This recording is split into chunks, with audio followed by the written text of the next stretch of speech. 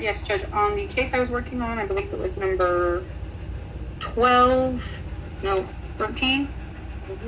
That one's going to be a reset so that parties have time to file a declaration of an informal marriage. All right, then the court is calling cause number 2022 FLI 9561 Marco Martinez, Veronica Aleman. We're resetting your case to October 21st so that you all can file the documentation on the marriage that they're requesting. Mr. Martinez and Ms. Aleman, okay?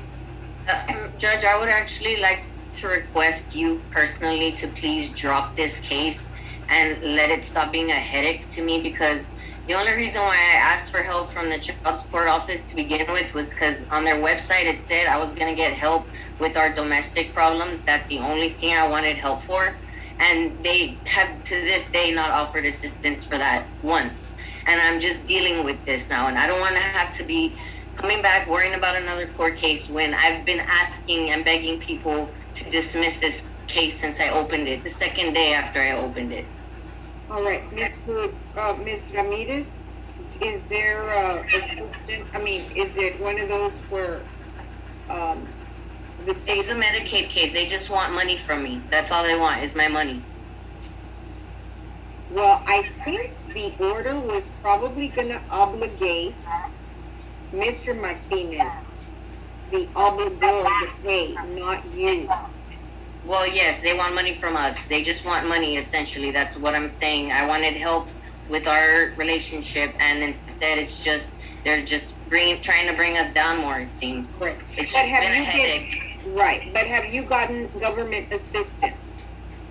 Yes, we've gotten government assistance because we needed it, and we still need it to this day.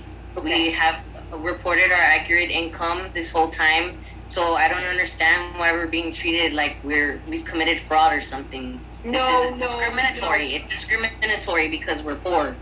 That's the bottom line here. Oh, no, Ms. Aleman. What happens is because you all have been receiving government insurance and you all have been using it, the state or the Medicaid, whatever branch they are, wants their money back from Mr. Martinez since he's the obligor, not you. Mr. Martinez is the obligor. Let me finish. And so what happens is they give the referral. The Office of the Attorney General gets the referral, and they are the ones that need to go forward. So you can drop your case, but they don't have to. They need to go forward because you all have received it, and the state of Texas wants their money back. And rightfully so, because you've been going to the doctors, using your Medicaid card or whatever. So the thing is, ma'am, excuse me, we've never been told that since the beginning. We've asked, are we going to have to pay this back? And they were like, no, you're never going to have to pay this back. Yeah, we've never been informed we have to pay back the help that we're receiving from the state, like ever. So I don't understand how that's a factor here at all. It doesn't say anywhere that we're going to have to pay it back. This is helping the state with the government assistance. When you get the government assistance, I don't know what the Medicaid people tell you. I don't. We don't work. They told me I would never have to pay back. That's their office. That's their office. That you, if somehow or other, whether you got it electronically, got the assistance, you filed an application, there might have been a notice on the application. I don't know. We weren't a party to that. We weren't privy to that. We only have to follow the family code, and I'm given the laws that I have to. I mean, it's as simple as that. We need to go forward. You can't drop it that easy. Now, let me just figure something out, okay? So give me a second. Ms. Ramirez, you all need to, what is the reset for? Because it seems like they have an agreement. Now, unless Mr. Martinez, that you're telling me that, because they will be able to prove that there's a medical arrears or no, this is an establishment, right, Ms. Ramirez? That's correct, Judge. The only reason we're resetting was just for them to file for their informal marriage, a common law marriage, and then we could close the case. That's all we were needing, was some type of declaration. So if they file for an informal marriage, is there going to be a payment on the cash medical? No, Judge. We would actually be able to close the case then, just set everything at zero. All right. And I did explain that to them, Judge. Right, I understand that. And just to make sure, is it your policy that you need the form signed and filed appropriately, or can you get it elicited through testimony? Danny, I guess I would ask you what you think. I think you can go forward. If they testify to that under oath, it's good enough for me. Okay, do you want to do the hearing, Danny?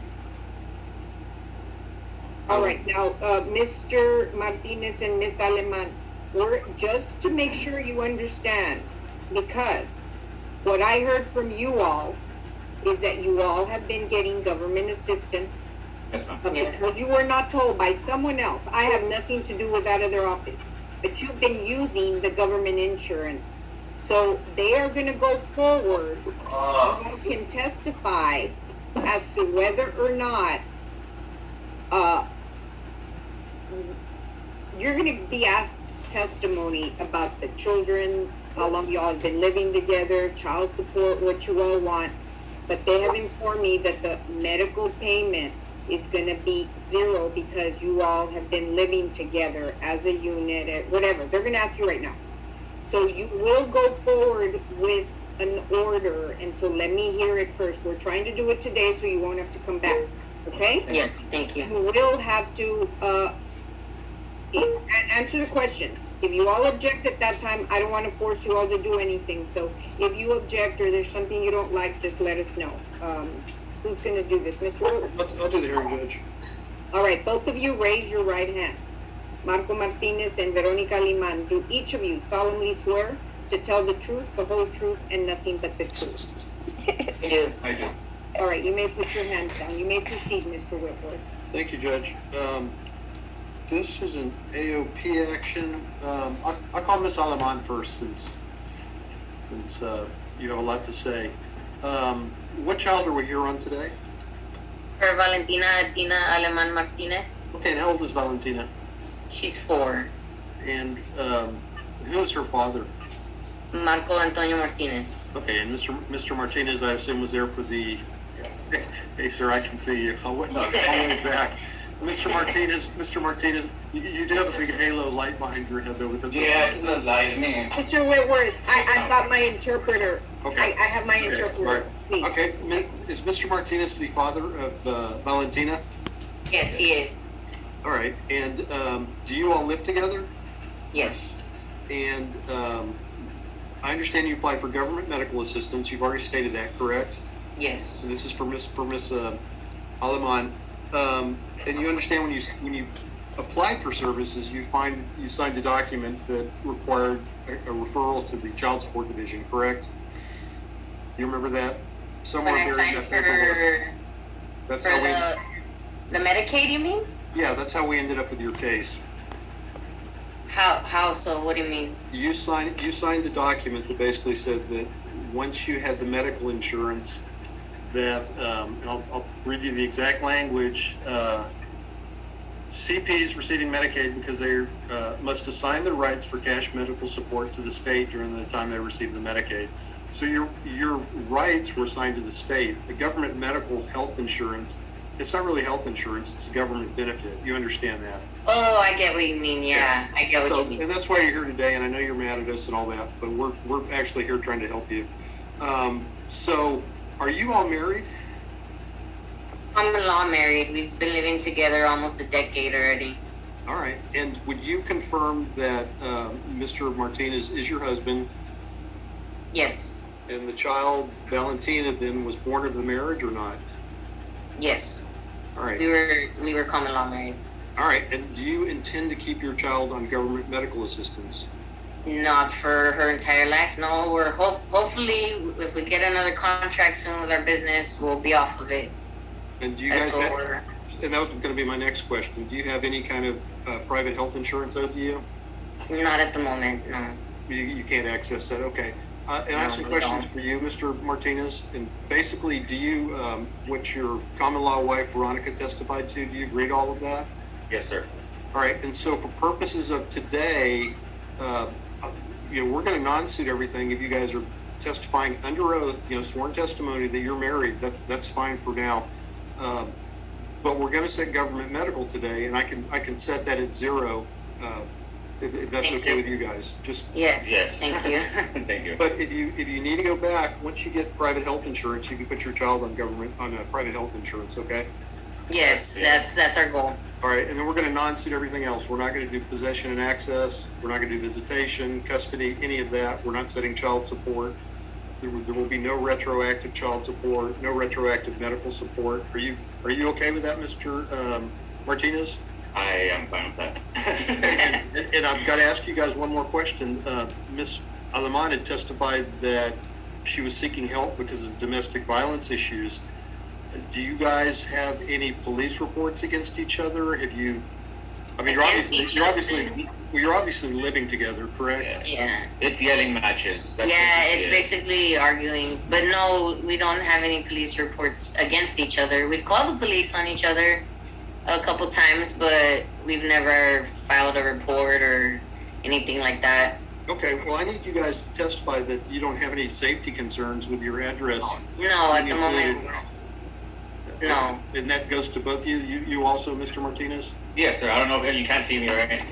Well, you obviously know where each other lives because you live together. Yes. Well, yeah. Yeah. All right, I have no further questions. Okay. All right, so the order will only be an order as to cash medical being set at 0, Mr. Whitworth? Did I understand that correctly? That's Everything correct. else will be non-suited or? Everything else is being non-suited. Okay, so Mr. Martinez and Ms. Aliman, the only order that's gonna be signed by the court is an order that basically states you all are living together, and so the cash medical will be set at 0 starting October the 1st, okay? Judge, just 1 second.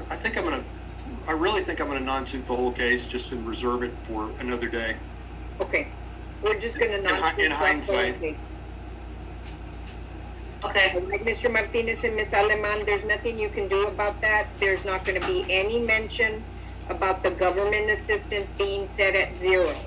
I have to inform you, if there is something that in the future you'll have to pay something, I don't know, but it's getting non-suited and there's nothing you can do because it's their case, they have a right to drop it, so they're dropping everything, okay?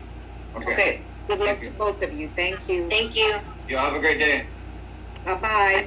All right, Miss Debbie.